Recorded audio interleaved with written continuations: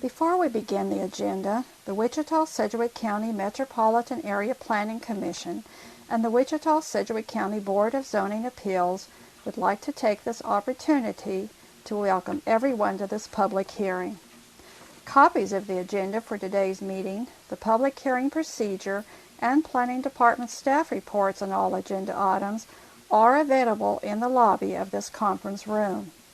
The Planning Commission's and the BZA's bylaws limit the applicant on a zoning, subdivision, or variance application and his or her representative to a total of 10 minutes of speaking time at the start of the hearing on that item, plus up to 2 minutes at the conclusion of that hearing. All other persons wishing to speak on agenda items are limited to 3 minutes per person. However, if they feel that it is needed and justified, the chairman may extend these times by up to 2 minutes.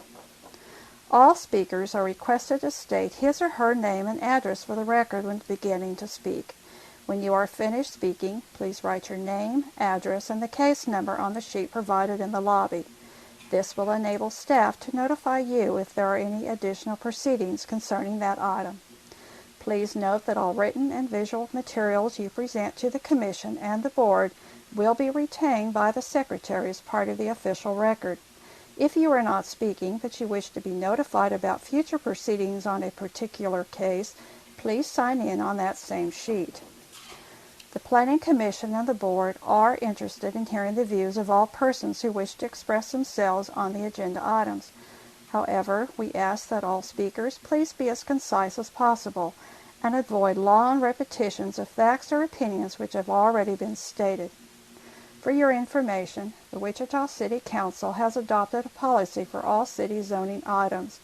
A copy of this policy is available in the lobby. The City Council relies on a written record of the Planning Commission hearings and does not conduct its own additional public hearings on these items. The decision of the BZA is final. Any appeal of a decision of the BZA is to district court.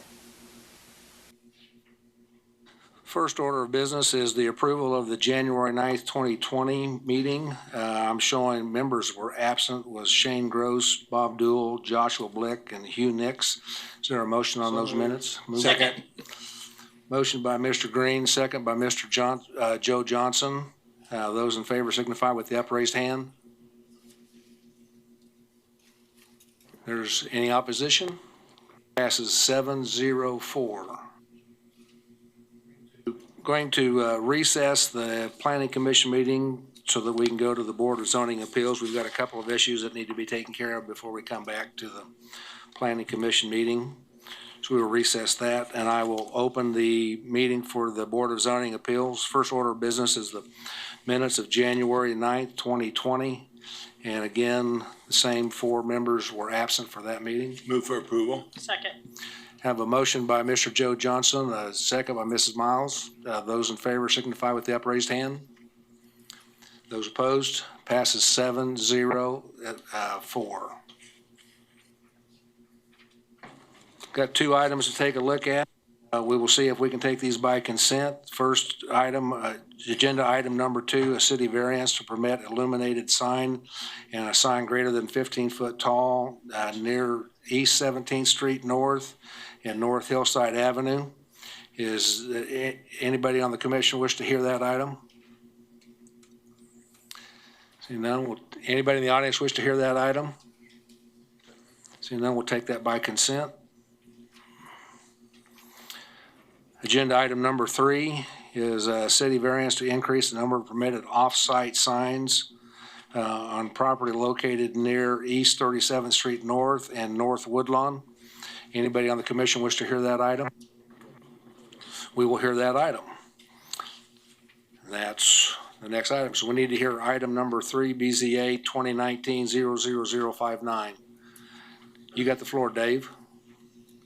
Well, do you want to vote on your consent item first? We'll do a good call. Motion to approve. Consent item. Got a motion by Mr. Blick, second by Mr. Who? Mr. Nix. All right. Bill Johnson. Those in favor, show with the upraised hand. Motion passes unanimously, 11-0. Now you have the floor. Mr. Chairman, members of the board, BCA 2019-59 is a request for a variance concerning the placement of an off-site sign at the corner of 37th Street North and North Hillside.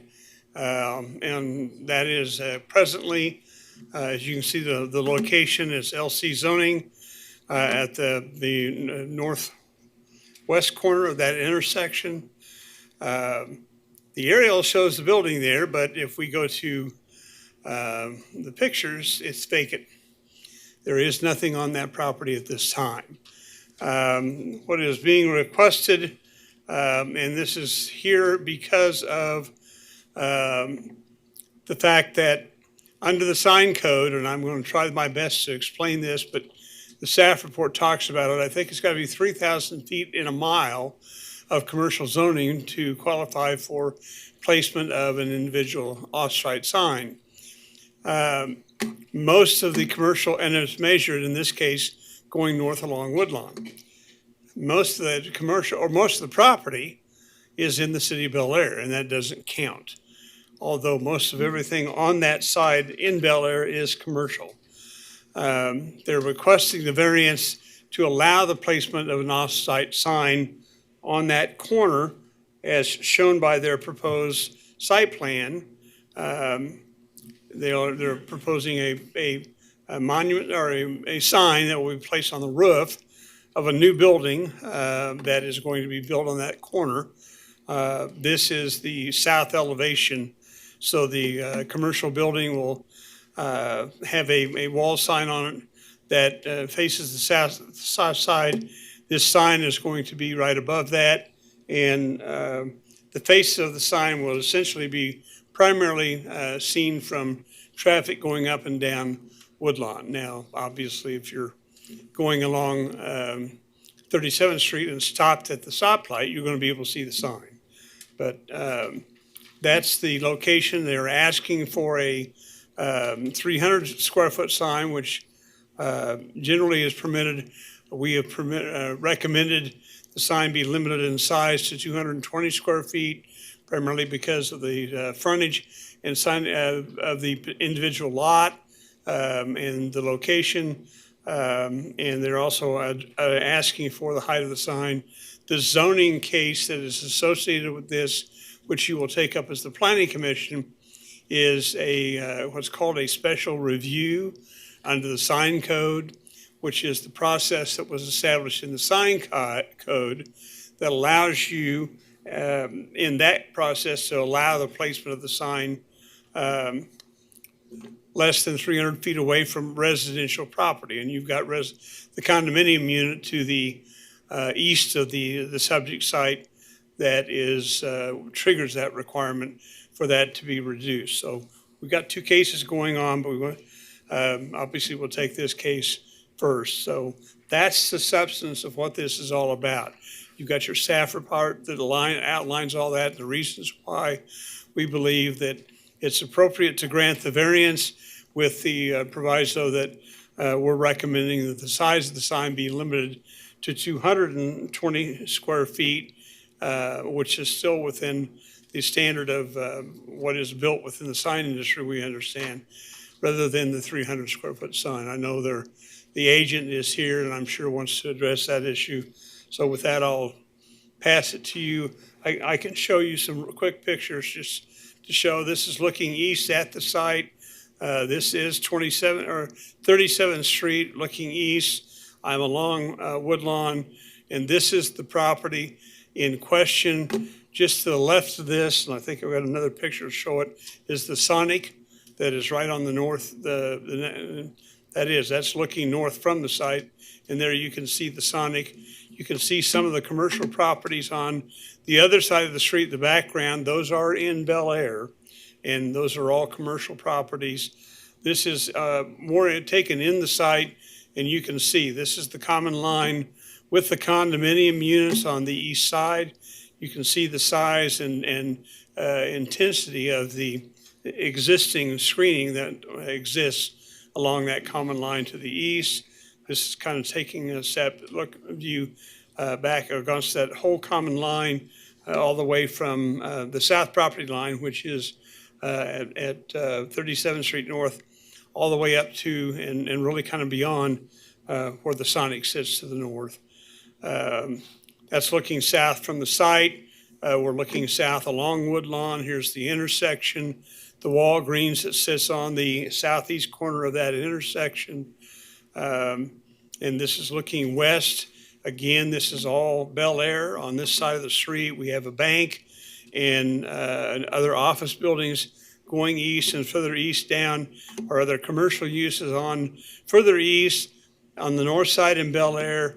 On the south side, this is the canopy over the gas facility that's on the north side of Dillon's, which occupies the property at the southwest corner of 37th and Woodlawn.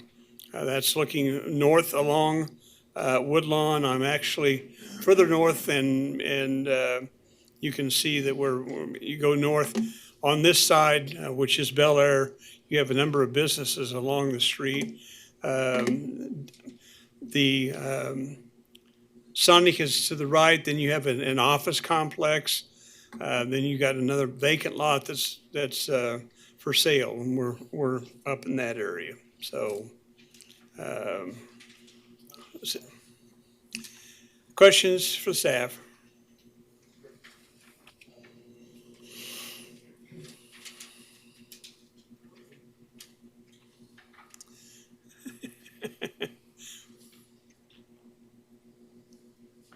How about this? Okay, great. Several questions. Just so we understand, the definition of an off-site sign is a sign that's not going to advertise the business that's there. Is that Correct. correct? It qualifies effectively as a billboard. Okay. It's a sign that is advertising other activities or events that are not on the same side of which the sign's located. And the 3,000 feet of commercial, is that calculated based on both sides of the streets? Assuming this were all in the city of Wichita, is it one side of the street or both sides of the street? That I don't know whether exactly. I'll let punt to Scott on that. But It's either side of the street. So if it's on both sides, it only counts once. So it's 3,000 feet of commercial on either side. And that's of limited commercial to allow 2 signs within a mile, 1,500 to allow 1. And so if this were all in the city, would it meet the 3,000 feet? come pretty close. We don't know the answer to that? Well, we don't have access. I didn't look at the maps of the actual zoning categories of what's in Bel Air, but the aerials and all the uses show it's mostly commercial going north. Yes. I don't know. I think it would come short of the 3,000. We didn't actually measure it, but I think it would come short of the 3,000. There's a pretty sizable piece of the residential in between. I think So that would mean it would not be approved on its own, even if it were in the city of Wichita. This variance would be required. It takes 1,500 linear feet to allow 1 sign, and we're certain there's at least 1,500 linear feet. The next question, Dave, is if we approve this, are we also approving the height and the size of the sign, or is that taken up? I'm a little confused because we're talking about that in the zoning case as well. Which one governs? Well, they both do, and they kind of are tied together. If you approve one and not the other, I think it probably becomes a difficult issue that they won't be able to issue the sign permit because the zoning review or the code review issue that's a zone case deals with distance away from residential, which is primarily to the east. The variance is also talking about the height. So, And I assume that in the zoning case, we can put conditions on the sign in order for it to be approved, which might be different than what we approve here. That's my concern. well, we would hope they would be consistent. Yeah, but that's So- not my question. know. Are we approving a 300-foot sign if we approve this, or are we approving We're 200 recommending a 220 square foot sign. And that would be part of this approval. Yes. That's the staff's recommendation. Any additional questions, Mr. Richardson? Mr. Foster? Dave, just clarification on that 220, is that for one side only, given this is a V-shaped double-face sign? How is that calculated? I think it's measured, That's each sign face would be 220. Was that your question, Mr. Florence? No. Okay, go ahead. Is this a digital, will this be a digital sign? pardon me? Will this be a digital sign? We presume so. It's permitted by right.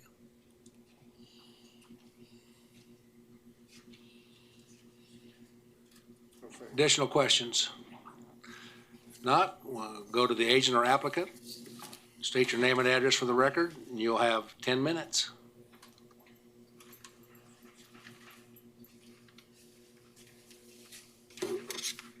Mr. Chairman, members of the Board of Zoning Appeals, my name is Greg Ferris. I represent the applicant in this case. I'd like to clarify a couple things. First of all, Dave misspoke and Scott corrected just to make sure you only need 1,500 linear feet of zoning to allow a sign in the city of Wichita. So if the property across the street was in the city of Wichita, there would be enough for 1,500 feet, and therefore it would be approved.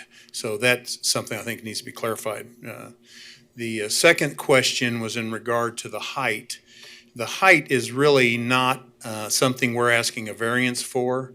The height will either be 25 feet, which is allowed by right, or the 40 feet if we build it after the building is constructed and it goes above the building.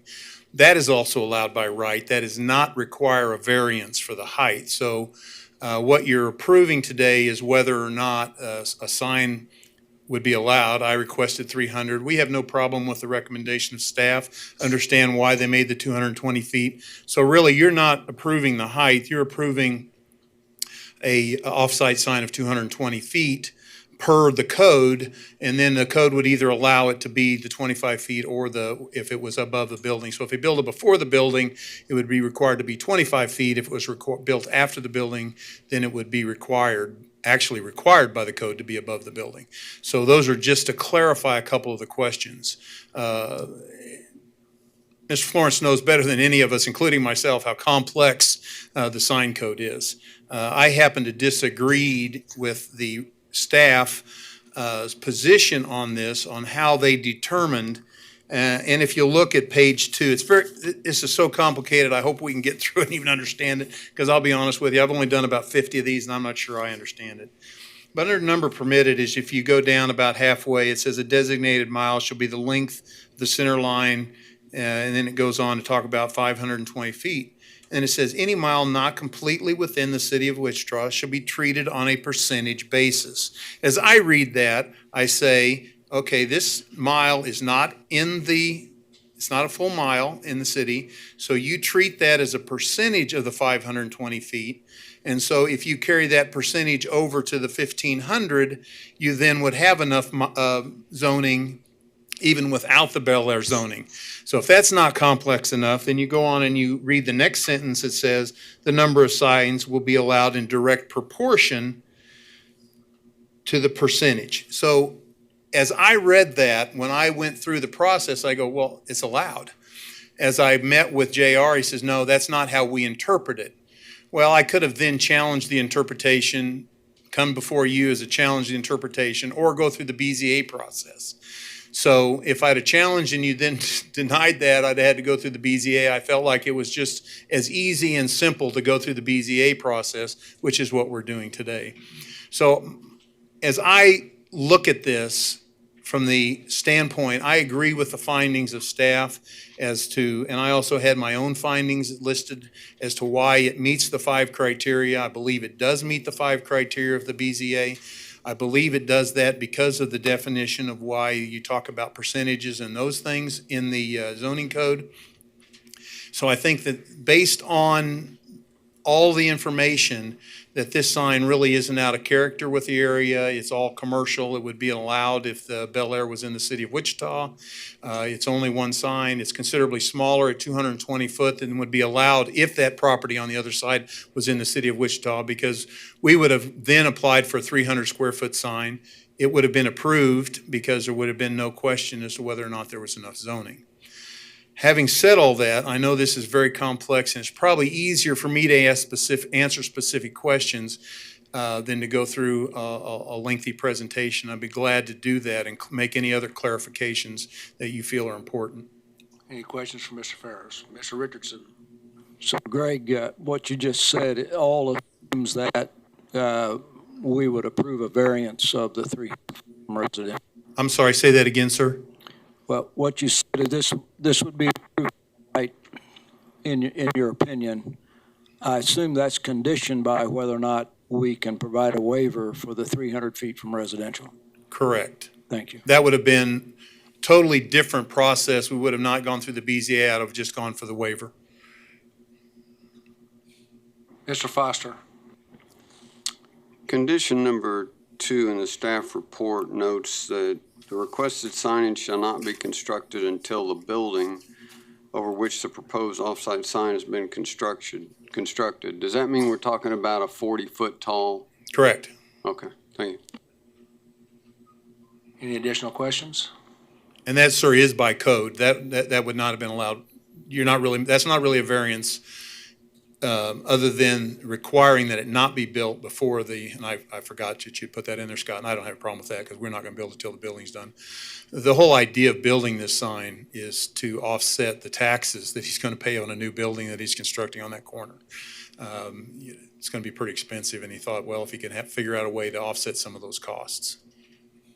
Additional questions? Thank you, sir. Thank you. I'll stand by if you have any. Is there other anybody questions. from the audience who wishes to speak on this item? You would have 3 minutes. Seeing none, I'll bring it back to the commission.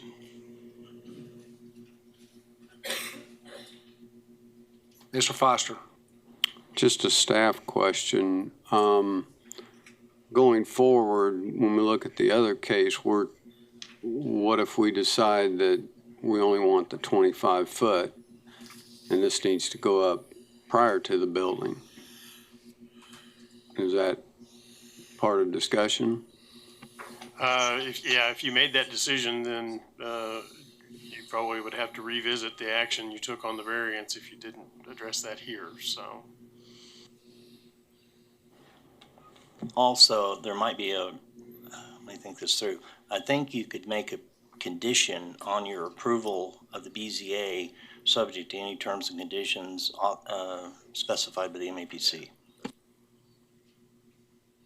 In effect, that would tie in whatever decision we made here would coincide with what we decide on the planning commission side. Mr. Dool? Is this sign mounted on the top of the building? Is that the proposal, or is it on a post that's right next to the building? It's on a pole that's next to the building.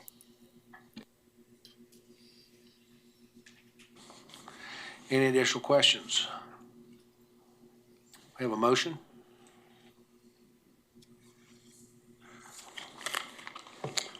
I move to approve per staff comments. Second. Okay, a motion by Mr. Florence, second by Mrs. Miles. That's to include that any conditions that are made as part of the planning commission will be attached to this agreement. That's satisfactory. Those in favor of the motion signify with the upraised hand. Motion passes unanimously, 12-0. I don't see any other information that we need to do for the BZA, so I will adjourn the BZA meeting and reopen the planning commission meeting.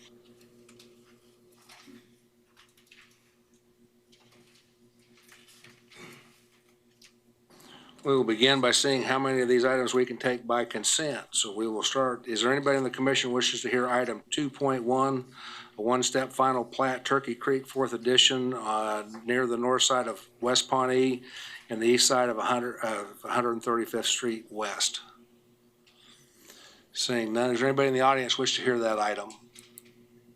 We will take item 2.1 by consent.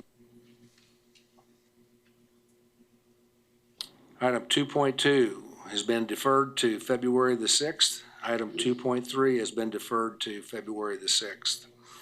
Item 2.4, one-step final plat, Sooner Boulevard addition near West 61st Street North and North 295th Street West. Anybody in the commission wish to hear that item? Anybody in the audience wish to hear that item?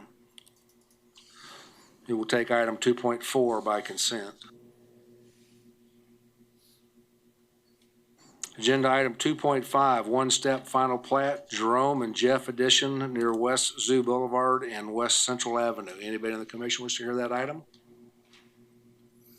Anybody in the audience wish to hear that item? Take item 2.5 by consent. Motion to approve 2.1, 2.4, and 2.5. Second. Okay, motion by Mr. Blick. I saw Mr. Nix's hand go up, so I will take that as the second. All those in favor signify with the upraised hand. Those items all pass unanimously, 12-0. Public hearing items. Vacation of 30-foot platted setback on multiple properties along Gentry, Bluff, and Fountain for future redevelopment. Located near East 17th Street and a half-mile west of North Hillside. Anybody in the commission wish to hear that item? Seeing none, anybody in the audience wish to hear that item? We will take item 3.1 by consent.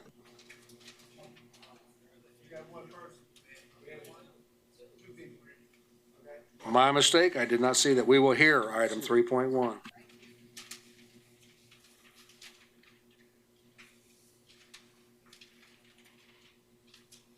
Item 3.2, city vacation of a 20-foot building setback and vacation of platter's text to allow building of a neighborhood pool near East 37th Street North and North Greenwich Road.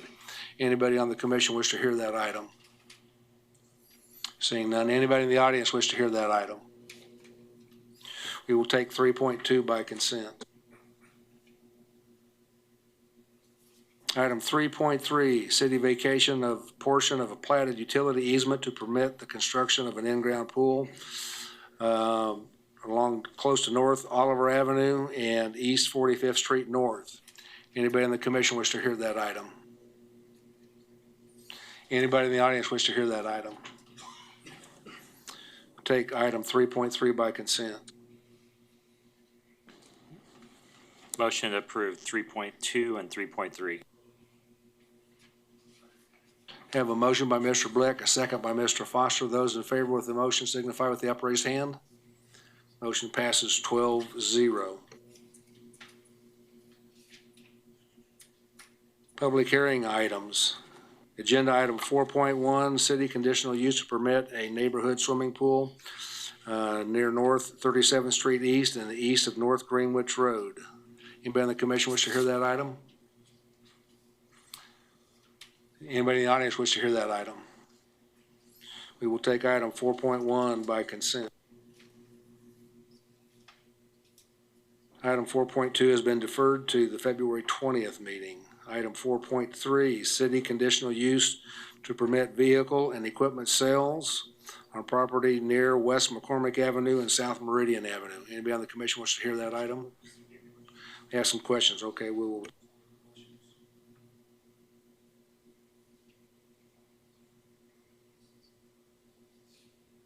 Okay, next item is 4.4, city conditional use permit as an accessory apartment near North 119th Street West and West 21st Street North. Anybody in the commission wish to hear that item? Seeing none, anybody in the audience wish to hear that item? Yes. We will hear that item.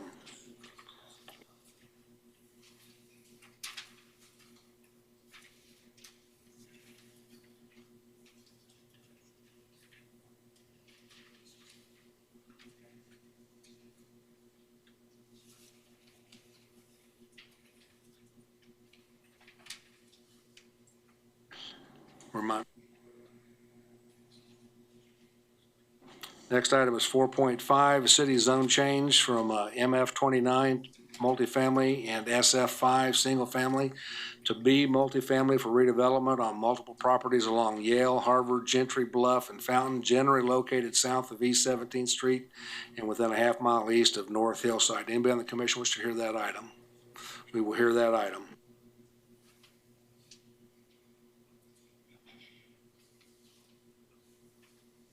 Next item, since that was tied to the BZA, we'll need to hear that, or do we take it by consent? Okay, item 4.6. City's sign code special review to permit an off-site billboard sign on property near East 37th Street North and North Woodlawn Avenue. Anybody in the commission wish to hear that? We will hear that.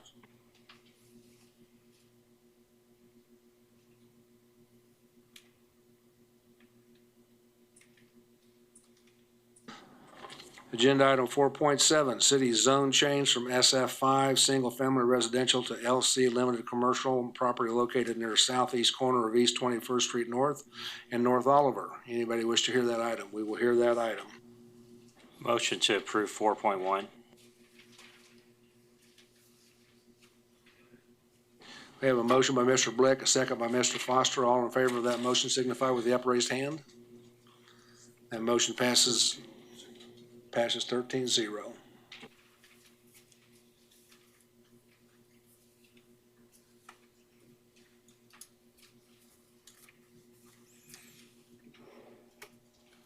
Okay, our first item to hear is the vacation, agenda item 3.1. Who's going to be doing that? Philip, go right ahead, sir. Good afternoon, Philip Zievenbergen with planning staff. Vacation 2019-44 is a vacation request to vacate the 30-foot platted setback on multiple properties along Gentry, Bluff, and Fountain Streets or Fountain Avenues. The purpose of this vacation is to vacate the entire platted setback to allow the zoning setback to govern the site. As you saw in the agenda, it is associated with Zone 2019-52, which is a request to rezone what properties are in this area. They don't, the zoning case does not include or includes more properties than the vacation case does. The vacation case has a mix of zoning between SF5 single family and B multifamily. The zoning case, as it applies to these vacation areas, would change the single family zone lots to be multifamily. With the platted setback vacated, and if the zone change is approved to be multifamily, these properties would share a common setback of 20 feet instead of 30. An SF5 zone lot would have a 25-foot setback, so it's just a difference of 10 to 5 feet, depending on if you have the platted setback or the zoning setback on the single-family lots. The purpose of this vacation is to, like I said, allow the zoning setbacks to govern the site. As we'll talk about with the zoning case, it is inevitable that the applicant would like to redevelop these for multifamily purposes. The area within this the area of this neighborhood has seen and has continued seeing a lot of turnover and change, being in close proximity to the university. As we heard in the subdivision committee, Westar, or I guess Evergy, and Cox don't have any objections to this. They do have lines near the vacated setback areas, and they just always encourage that the applicant work with their area construction representatives to ensure that their lines are either out of the construction zone or that relocation is done at the applicant's expense. This was approved by or recommended approval by the subdivision committee 6-0 with one abstention, as one person did not hear this case prior to the voting happening. With that, I can stand for any questions. Any questions for Philip? Seeing none, thank you.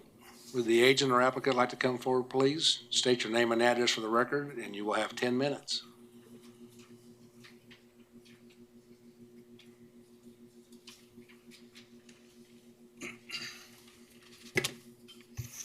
Good afternoon. I'm Brian Lindeback, MKC Engineering, 411 North Webb Road, on behalf of the owners and applicant. I think we heard a similar case to this last year. Many of you were on this commission when that occurred. The property owner has acquired additional properties and does anticipate at some point in time to redevelop these, and the setback would be necessary to vacate to follow their development model. If you've been in the neighborhood, The project that was approved last year is well underway and is under construction and should be open soon. With that, I'll stand for any questions. Any questions for Brian? Seeing none, thank you. Thank you. Is there anybody from the audience wish to speak on this item? If so, please come forward, state your name and address for the record. You'll have 3 minutes. Saying none, bring it back to the commission. Move to approve per staff comments. Second. Motion by Mr. Bill Johnson, second by Mr. Green. All those in favor of the motion signify with the upraised hand. Motion passes unanimously, 13-0.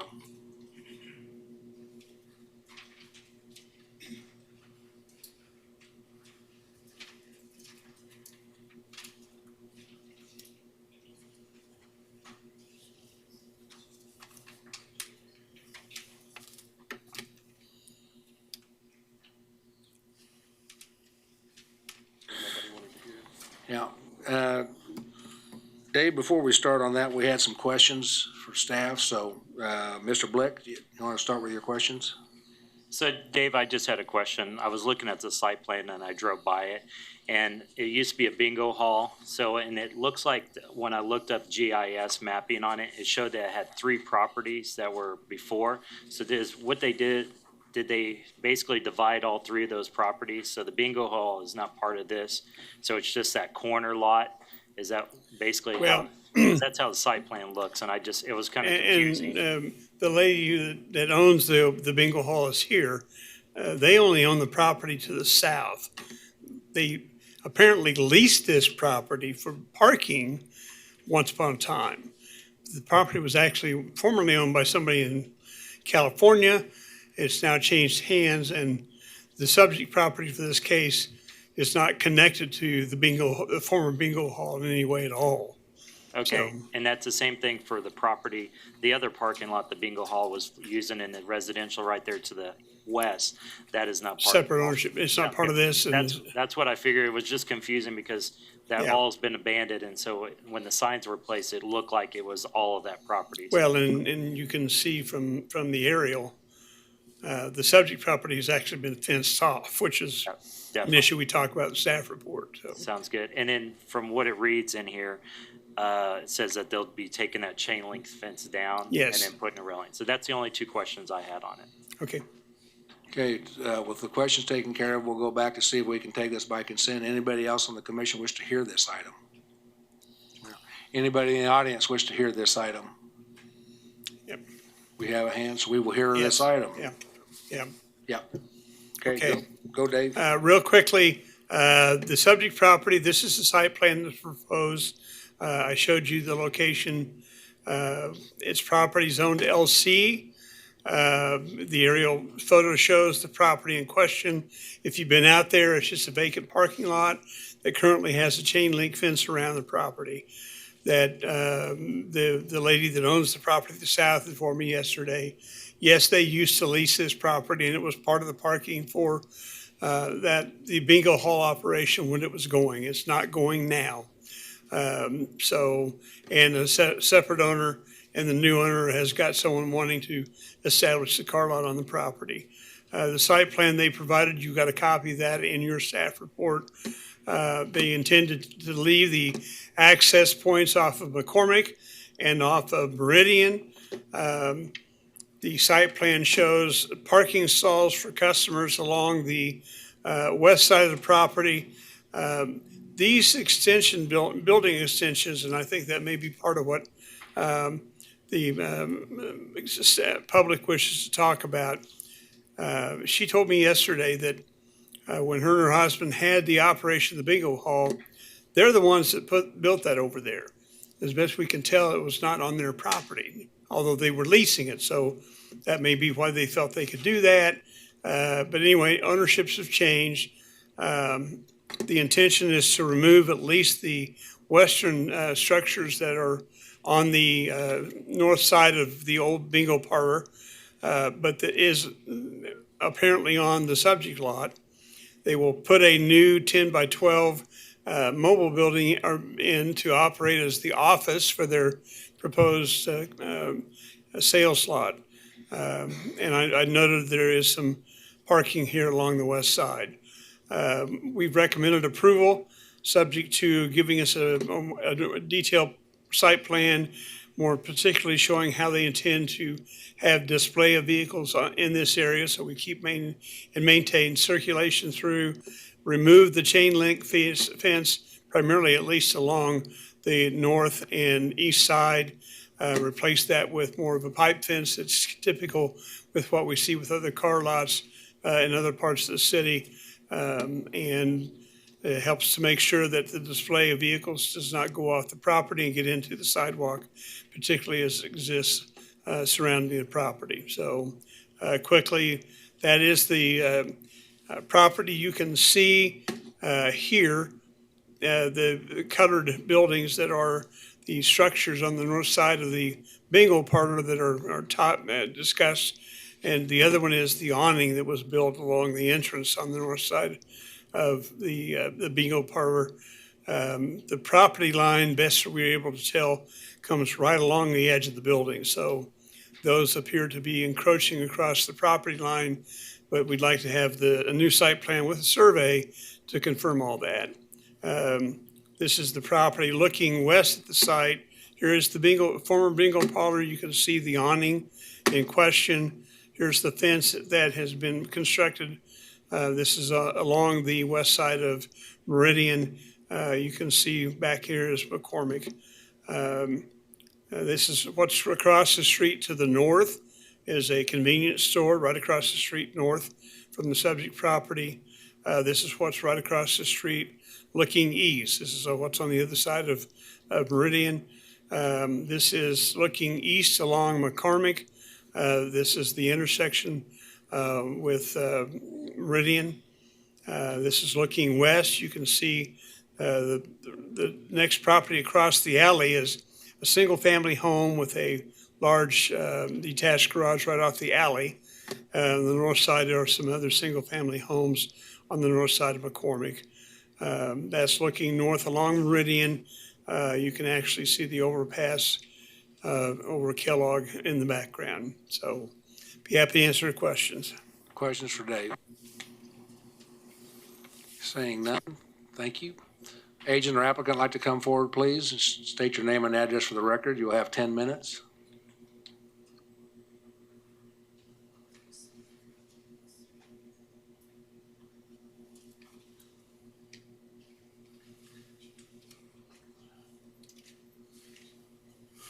Hello, everybody. My name is Sam Benkole. I live at 2117 South Cranbrook, 67207. I do currently own a dealership in Wichita. It's called Car Nation, co-owned over there at 1301 East Lincoln. I've just been looking for another. That spot I'm at right now is too small for me. I'm also a registered nurse. I work at Lake Point, Wichita. I only work on Wednesdays, 6 to 2. Take care of I just do geriatrics pretty much. But, the paycheck is not enough, so I got into the car business. I graduated from Bethel College in North Newton. But I've been doing this since 2011 pretty much. And but that little site I have at 1301 East Lincoln is just too small for me. And the city's been coming by, and I've been telling my partners I need another location. Maybe I can just leave him over there and just migrate to the bingo, where that bingo building is. I do understand there's an existing structure in that property, which is that bingo building. I just want to be able to provide service to people. That's all I'm after. I have a good reputation. Like I said, I'm a registered nurse as well. Just display of cars.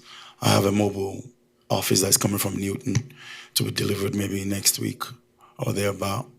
And I do understand Mr. Dave said we need to take down the chain link, the fencing. I'll get to that. It's a work in progress right now. And I want to thank everybody here.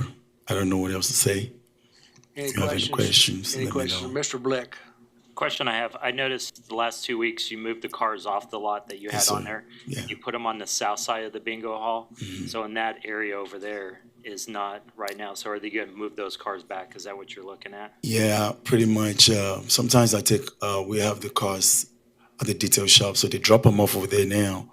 But every weekend I try to move them out. So I have another storage lot on North Broadway, way out on 35th Street, where I just dump all my cars for right now. But this business, you grow, and you just try to stay out of trouble. So that's why I just follow the rules. I move everything out. When I got the letter from when my agent told me about, I needed to zone that location, which that's what we're doing right now. Mr. Foster? Sir, at the northeast corner of the bingo hall, there's that, what looks to be an encroachment of the building. Is that to remain? And if so, do you have an understanding with the owner about that? Yeah, it's not my, it's a lease. I don't pass my boundary. I'm just there to just do business. That's it. Whatever they want to do, whatever, I'm flexible. Life is too easy. If they say, hey, can we, whatever, the gates of that bingo, the doors of that bingo hall is chained lock right now. So if they ever decide to want to do bingo again, hey, whatever we can sit down to do, I'm open to. Additional questions for the speaker? Seeing none, thank you, sir. Is there anybody else in the audience wish to speak on this item?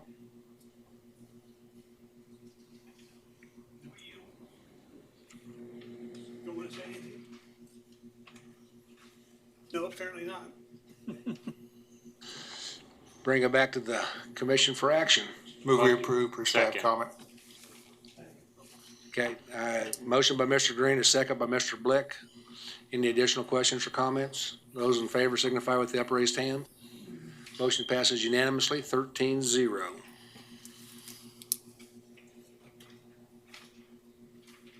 Next item is 4.4, conditional use permit for accessory apartment. Kathy? Good afternoon, Kathy Morgan for the Planning Department. This property, as you can see, is located west of 119th Street on the north side of West 21st Street, single-family residential zoning. This has been a common application for the last year and a half. I can't remember how many times I've done an accessory structure within a residential zoned property. The applicant, let me back up, excuse me.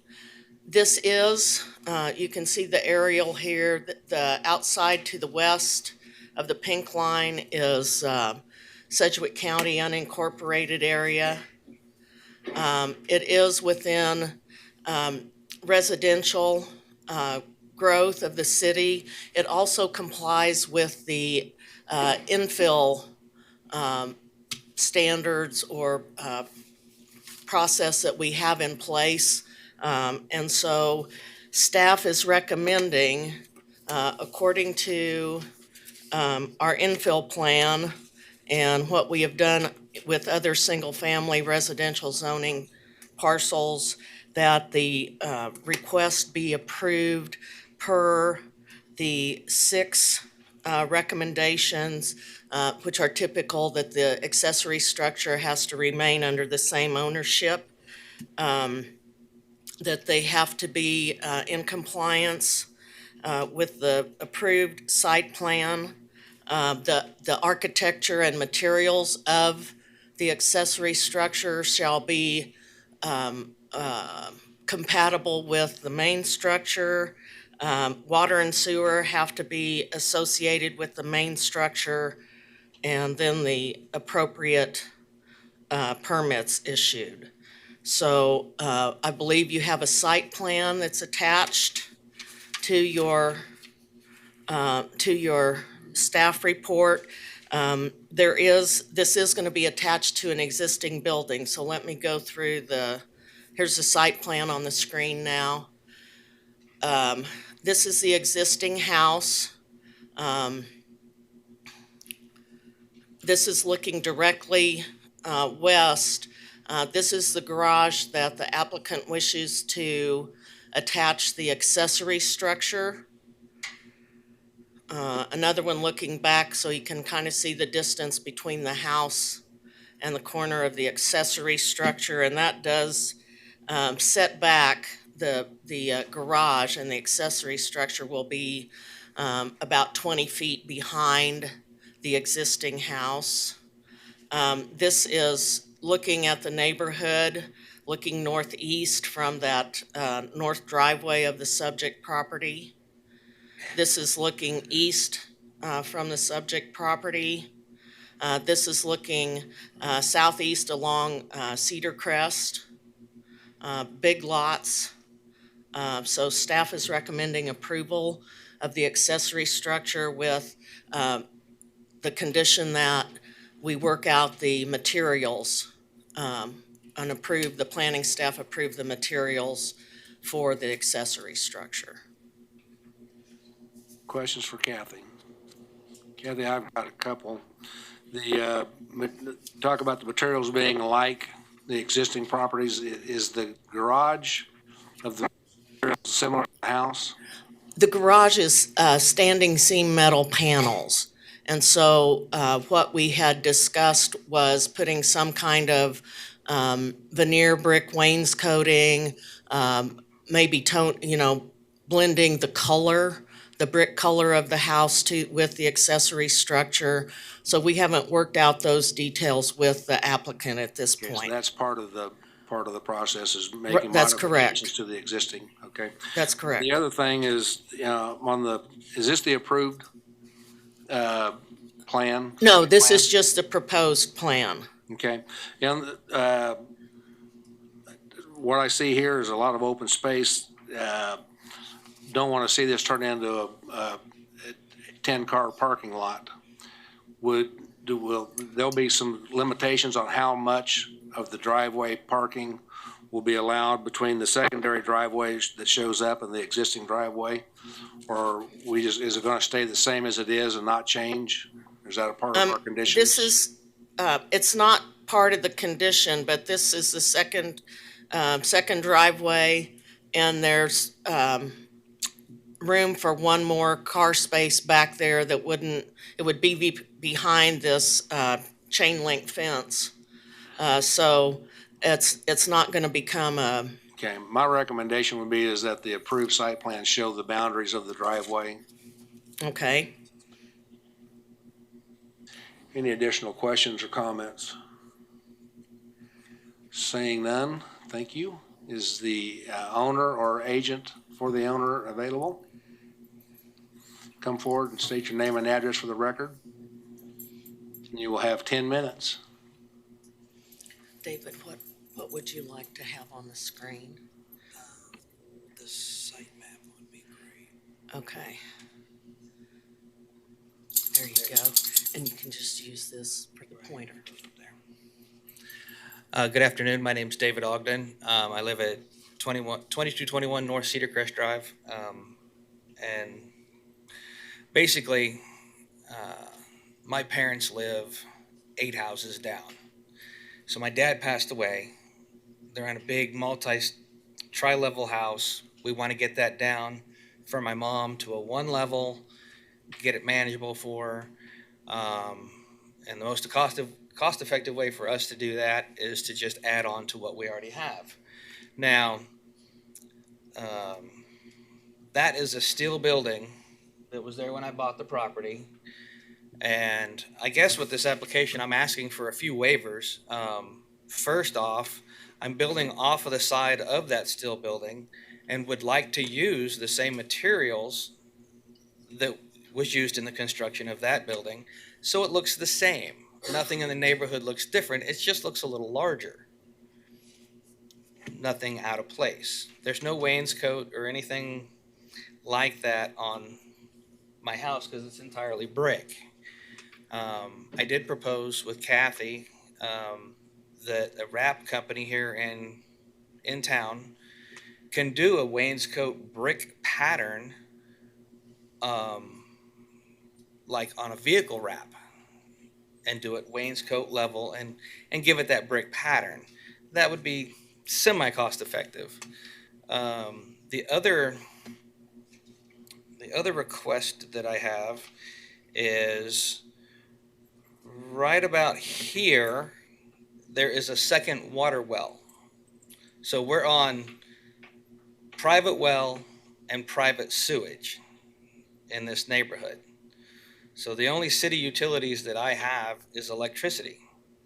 Well, that garage has its own electric service already, did when I bought the property.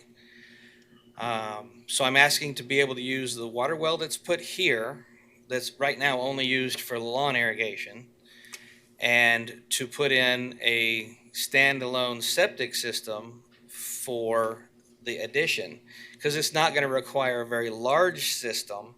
And if I go digging, my current septic system is right in here, roughly. And then all the lateral lines come out this way. So if I dig all that up, then I have to double the size of everything. And that's just not going to be cost effective anymore.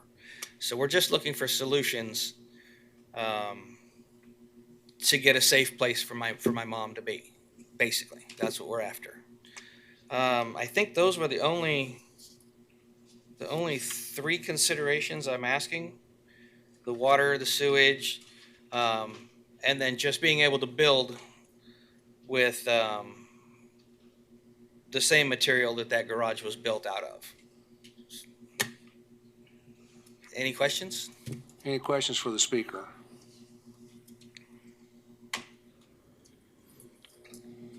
Mr. Hartman. So the existing garage is going to remain like it is? That garage is going to stay just how it is. I'm just asking to come off the southeast corner and go south with it and just put in a living quarters along that long side of the shop. Yeah. What kind of roof line are you looking at on that? It's going to continue right off the current pitch. And what is the, do you know the pitch of that? I think it's a 212. Okay, do you have any idea what the height of the wall will be? On the finished end? When you come out 30, it looks like 30 probably foot? about 10 feet. Okay. We're probably going to drop 2 feet. That's right about a 12-foot door, 14 probably to the peak of the building. Okay. And then as it slopes out, yeah. Okay, thank you. Mr. Foster.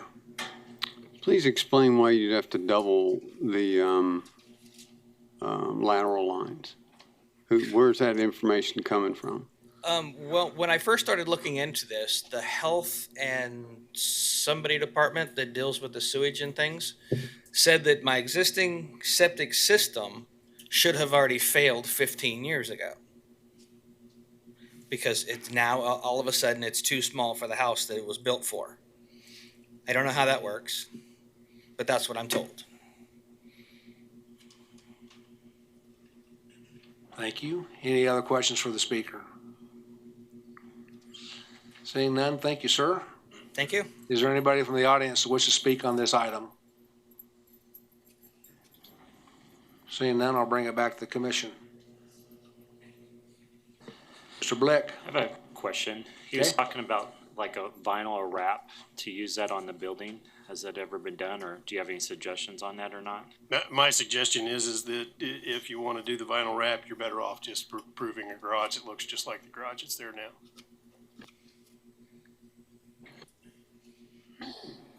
Mr. Johnson.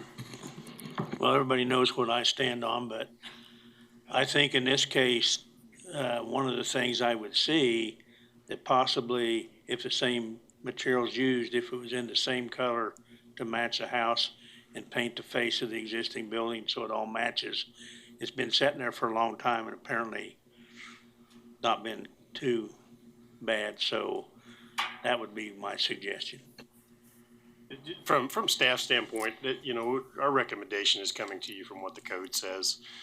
Quite frankly, listening to this gentleman and what he's explaining, what he wants to do, I think it makes lots of sense to just extend that roof line, extend this existing metal building. It's not gonna have a negative impact on the neighborhood, in my opinion. The only issue with that is that it would be a waiver recommended by the planning commission of the zoning code, so it would require city council approval. It could not just stop here. Do we have anything to say about the septic system, or is that? We could, I think, probably just state that that we could recommend it if it was permitted by the city's health and environment. I mean, they're really the ones that get to approve those permits. And we could just say, we would recommend a waiver of that subject to their approval. Mr. Foster? And that would be for the water as well, similarly? Okay. Mr. Richardson? And we're not waiving that it's going to be under common ownership, so I don't see a problem with letting them use separate services if that's what it works. Because when he goes to get the building permit, he's going to have to wrestle with those issues. So. Somebody ready to try to tackle a motion?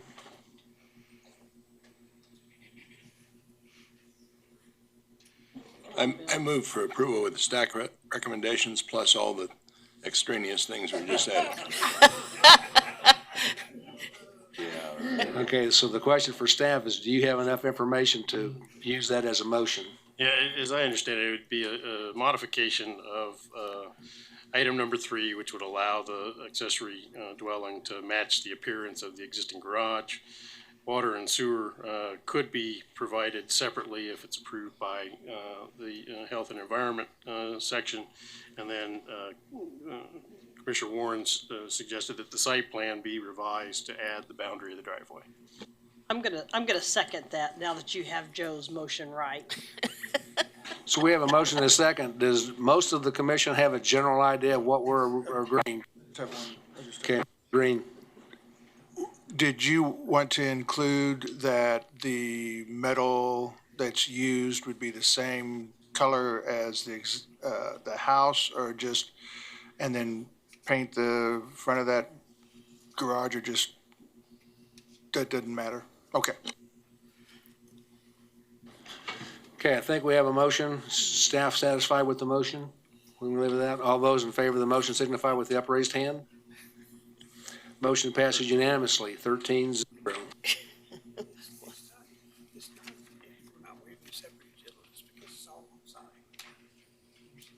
Next item is agenda item 4.5, the city zone changed from MF 29 multifamily to SF 5.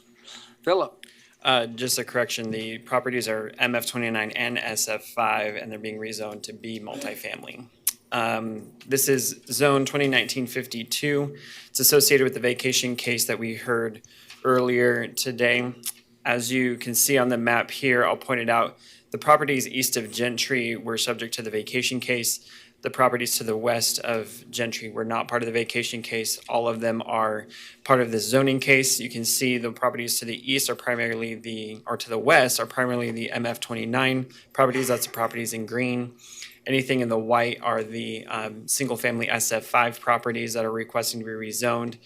They're looking to be rezoned to be multifamily, which you can see here is the brown color that's kind of sparse through this portion of the neighborhood. You can see these properties are located south of 17th Street, east of Hillside.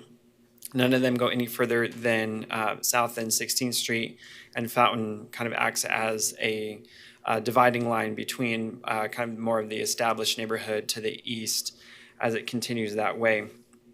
As we mentioned before with the vacation case, the purpose of this rezone is to allow for redevelopment of multifamily dwelling units. The properties in question are a mix between single-family homes and even larger and even smaller multifamily dwelling units. There's a few here on lots, especially on Yale Street, where they're small lots and they're technically multifamily units, but they look like small houses where they have a few apartments, maybe 3 or 4. They're not super tall multifamily dwellings. They actually are a little bit more in character with a single-family neighborhood in the multifamily area of the subject property. As I mentioned before, they front Yale, Harvard, Gentry, Bluff, and Fountain. During the subdivision, hearing for the vacation case, the applicant, or really the agent for the applicant, explained that though there are some single kind of one-off lots here, the intent is that over time, the applicant would be acquiring additional properties. They're just looking at basically working on rezoning those and taking care of the vacated setbacks along the way. Instead of waiting till they have them all and doing it all at once. I guess that's really up to their discretion on doing it now or waiting till later. As you can see, the surrounding neighborhood, anything north of 17th Street is the university. The university apparently has multiple zoning districts in it, anywhere from TF3 to MF29. The brown is B multifamily, and then the white is SF5 with the university overlay. The overlay basically gives the university the ability to do what they need to on their property to meet their own needs. Properties primarily to the west are B multifamily and limited commercial. That's what's in red over here. The primary zoning south of these properties and to the east is all SF5 single family. You have single family homes. And then this large rectangle here is Fairmount Park, as you can see in the aerial image here. Anything else here? Can work through some photos of the comprehensive plan identifies this area as residential and employment mix. It is within the established central area, which highly encourages infill development. It's area within this area that is identified as either being developed or redeveloped between up till 2035. Can work through some photos here, just a zoning exhibit from the applicant indicating again what the properties exactly are and their notification boundary that was sent out with the notices as required by law. What I did here, knowing the considerable number of properties, I basically took a few pictures per street to give you a general idea of what the neighborhood looks like. We're standing on 16th Street looking to the northwest. The subject properties along Yale are to our right-hand side, or my right-hand side, your left. You can see on the west side of Yale Street is a large apartment complex. It's potentially student housing. I know these properties over here are either fraternities or sororities with the university, so you have some higher density multifamily along Yale already. You can see here, these are some of the subject properties. As I mentioned before, they're not single family homes, but they're more situated like a single family dwelling, and they just have multiple apartments as they go deeper into the lot. You can see looking south along Yale, you can see those multifamily dwelling units, as I mentioned before. And then again, the student housing with the university, and behind that are some fraternity and sorority houses for the university as well. This is looking at Harvard. You can see this property is for rent, but it's a single family home. Harvard is more of a single family home street than it is apartments. You can see looking to the southeast, some of these are the subject properties. They're single family homes at this time, most likely rentals as they're owned by the rental company. This is looking north along Gentry. Again, much more of a single family home street on the west side anyway, and it has one property located on there. This development, which we actually have a better picture when we go, there he goes. Let me back up a little bit. So this is one half of the development that Mr. Lindback was talking about that was constructed earlier in the year at the intersection of Gentry and 17th Street.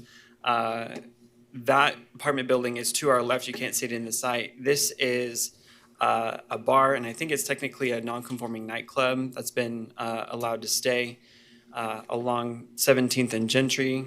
Pardon me, I forgot what its name was. This is looking northeast along Yale. Again, you can see that apartment complex that is under construction. That is part of the previous case that was heard in 2019, where they did the same thing of vacating the setback as well as changing the zoning to allow for the construction of higher density multifamily. Again, the apartments under construction. To the east of that apartment complex is the associated parking.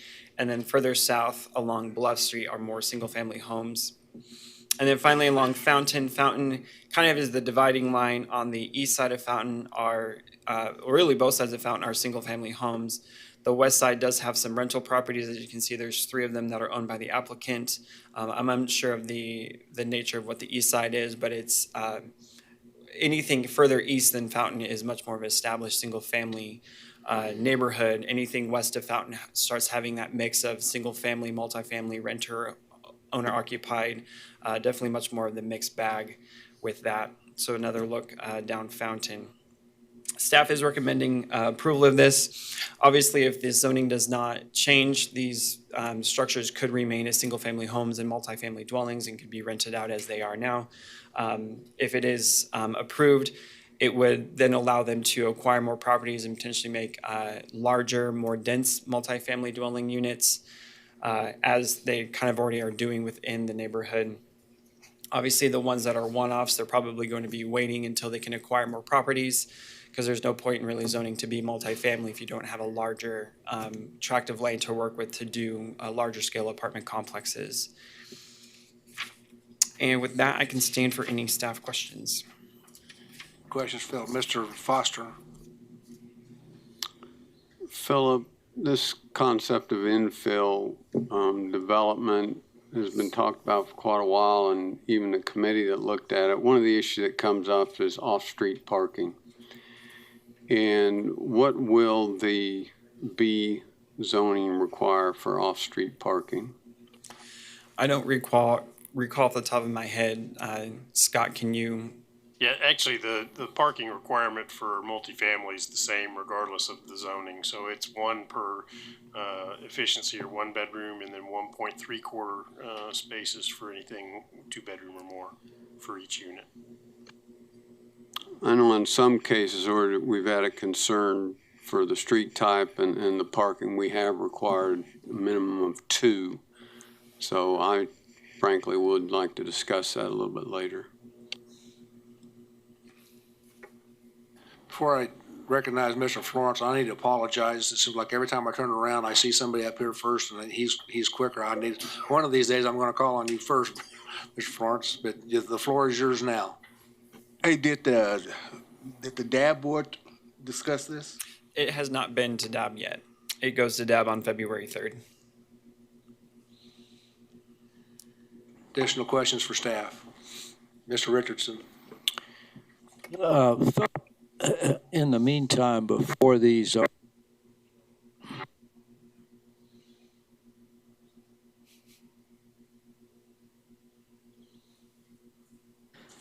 I want a lavalier. Yep, here we go again. Before these are redeveloped, what changes will this allow the owner to make? And my concern is that we really change the residential or single-family nature in the process. For example, will they be able to park in the front yard and those kinds of things? Again, I understand it's got to be paved, but is there a way that we can assure that these maintain that, if you will, single-family look before it's redeveloped? And I'm certainly sympathetic with what he's trying to do, but if we end up paving front yards, and I think some of the neighbors might think that's not a great idea, what does this allow him to do by way of multiple family with the setbacks and those kinds of things? The setback is 20 feet for the front setback. It would allow a higher density, but there's a dwelling, dwelling units per acre. So obviously, if it's a very small lot, you're not going to get that many dwelling units on it. Correct me if I'm wrong, Scott, does B multifamily prohibit parking in the setback? Because I know in some commercial, like limited commercial, you can have parking within your setback. We can verify whether or not they would have to, if they would be able to park in the setback or not. If not, then any property within the setback, you're not able to have parking anyway. Yeah, the B multifamily does not allow the parking in the front setback. The required parking, it does allow ingress egress drives to parking. Okay, all right, thank you. So, for example, just to answer your question of some of these kind of further to the east that were single-family houses, that if the vacation was approved, reduces the setback to 20, these houses were built with a 30-foot setback, and now you have a 20-foot setback. You have 10 additional feet in there that could technically be allowed for parking because it's no longer in the setback and it is in front of the house. just a interesting comment on the way the code is written. There's actually greater provisions for accessory parking to be provided in the front setback for single family than there is for any other use. So actually, were it to be a multifamily use, it would be more restrictive than single family as it is of now. So if that's the case, do we have the right to make a recommendation that changes, that multifamily be the same as single family? No, that would require a variance of the code to allow parking in the front setback. There is the ability to do an administrative adjustment for parking in the front setback, but it still requires an 8-foot setback of the parking area from the front property line. Additional questions? Saying none, thank you, Philip. Agent or applicant, state your name and address for the record, and you have 10 minutes.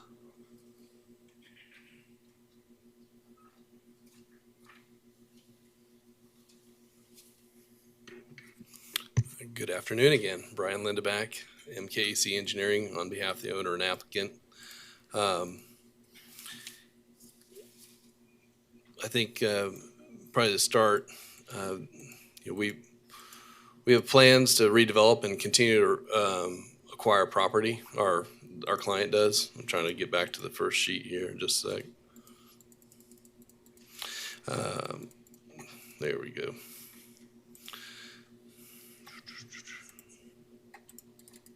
Sorry, should be able to double click that. There we go.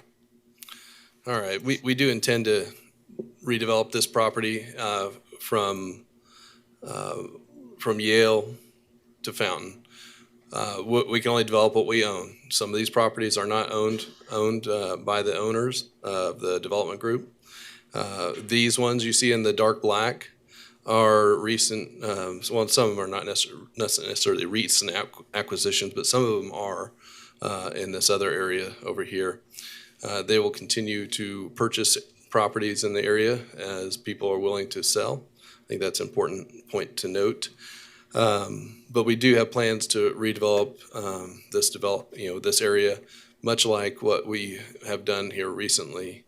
If we acquire properties and can fit that type of development onto there.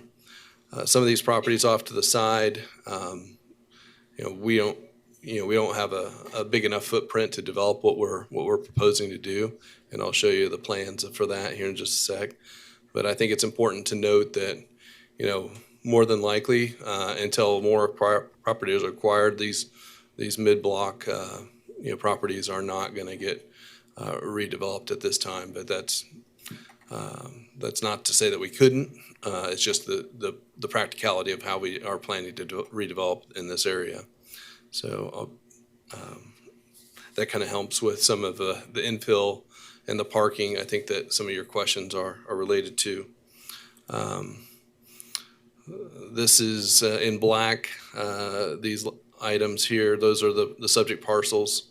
I have this slide just to help show just how the extensive zoning in the area is compatible, and we're continuing to do that. The B multifamily is right next to MF29 multifamily.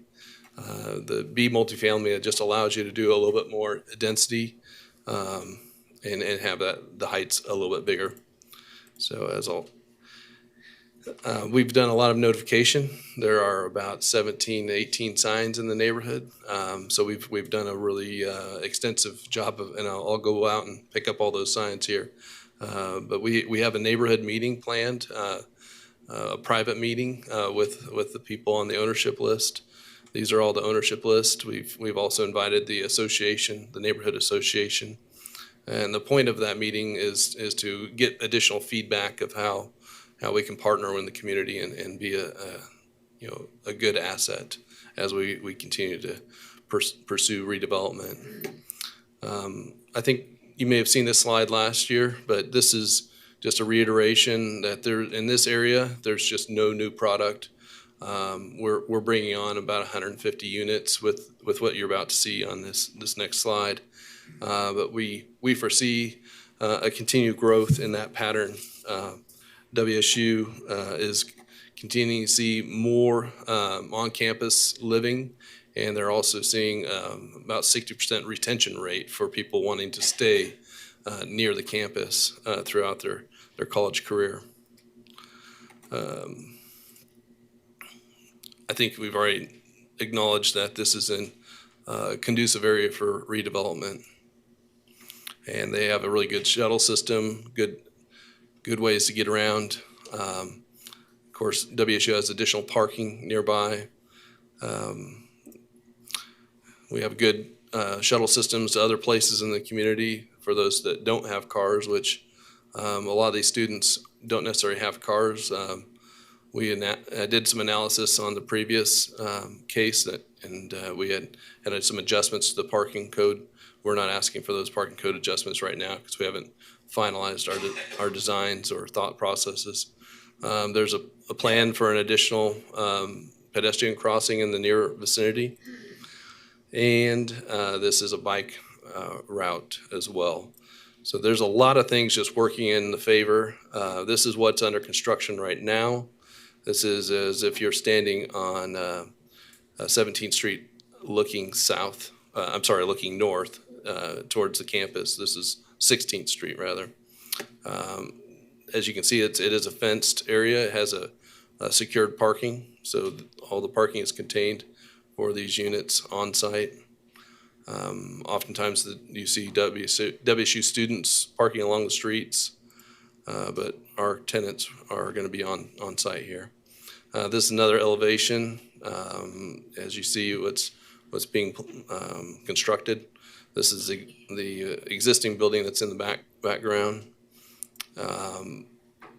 Here's just another slide looking south. This is off 17th here, looking south. Having a little amenity structure here at the front. So that's all. This is all what's in progress right now, and this is the sorts of things that we want to do in the future as far as continuing on. I think we're doing good things for this area and providing additional housing. I can share some numbers with you as far as the new housing that's out there. Right this fall, WSU had a record attendance, 16,058 students. It's continuing to grow. Shocker All has about 800 students. That was built in 2014. The Flats, these are on-campus new housing.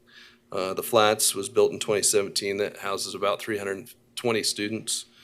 The Suites that just is getting ready to open up, it has roughly about 400 students there. So that brings your number on campus to 1,520 roughly. Aspen Heights, which is another project that's nearby, it'll be built ready for 2020 as well, is our understanding. It has about 324 beds in there. So presently, this developer has 150 beds that we're looking, with this new project that they're bringing on, it'll expand that to 300 beds. In the future, we hope to bring additional beds and units. And these are market rate housing, so anybody can live there. It's not just students. There's 2-bedroom, 3-bedroom, 4-bedroom units. So there's lots of diversity there. Just one of the things that's helping to grow WSU is the expanded out-of-state folks that are coming in. And so that's been very helpful. But with that, I'll stand for any questions. I would like to also add that this development is locally owned and operated. 17th Management is a business that's part of High Plains Development that's leasing the properties. And again, it's all local investment, local ownership. It's going to continue that way. Questions for Brian? Saying that, thank you, sir. Thank you. Anybody from the audience wish to speak on this item? If you so, come forward, state your name and address for the record, please, and you will have 3 minutes. James Roseberry, 4518 Greenbrier. And I do have a question for the developer. I know they've done a lot in that neighborhood up there, Fairmont, trying to improve the safety. But how many more residents, new residents, would your apartment bring in? And when do you plan to meet with the neighborhood?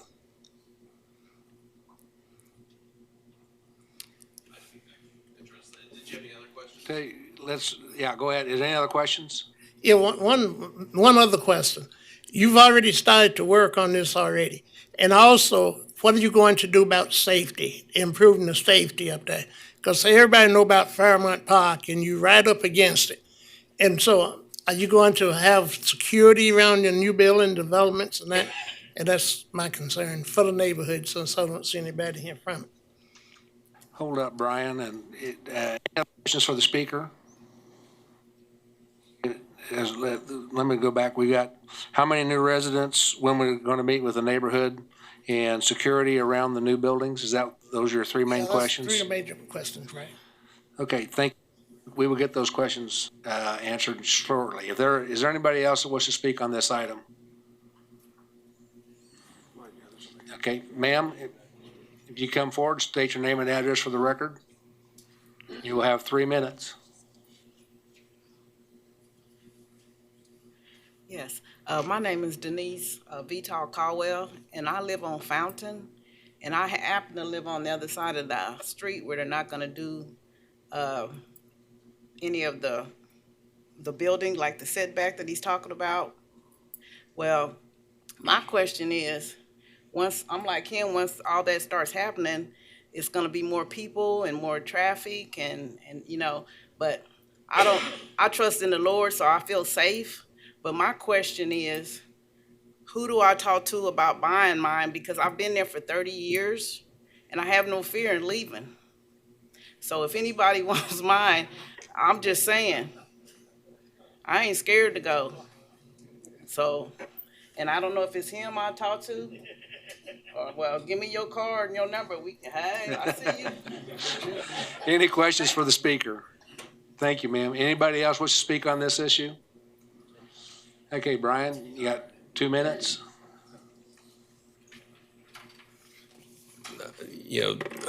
Just to kind of reiterate what the last speaker had to say, we are actively looking to purchase more properties in the area. My website doesn't show up here, but it's, Wichita Student Housing. There's a good, you can get all the phone numbers, but you can also just Google 17th Street and get a hold of Tyler. Tyler will help you on that. So that answers that question. Safety, we've done a lot with the facilities that are being built right now. And of course, in the area, we've got, well, doggone it, I think I passed it. There we go. We've got security cameras being installed on all the buildings. They've got some security folks that come by infrequently, but they haven't really had that much trouble with their current rentals. And again, I've got my colleague here, Tyler. He can help answer any of those questions specifically if you have any more questions about security. As far as the mix of when we build more units, I'm not sure when that will occur. It kind of has to do with the market and how the market's responding to with folks filling up these two buildings. But in time, we'll take on the next project, and I think you saw the parameters there of the neighborhood. We pursue that area for sure of all the ownerships that we have in our. But I think just safety. We're working on that. We're meeting with the neighborhood next Wednesday. We sent out postcards to everybody.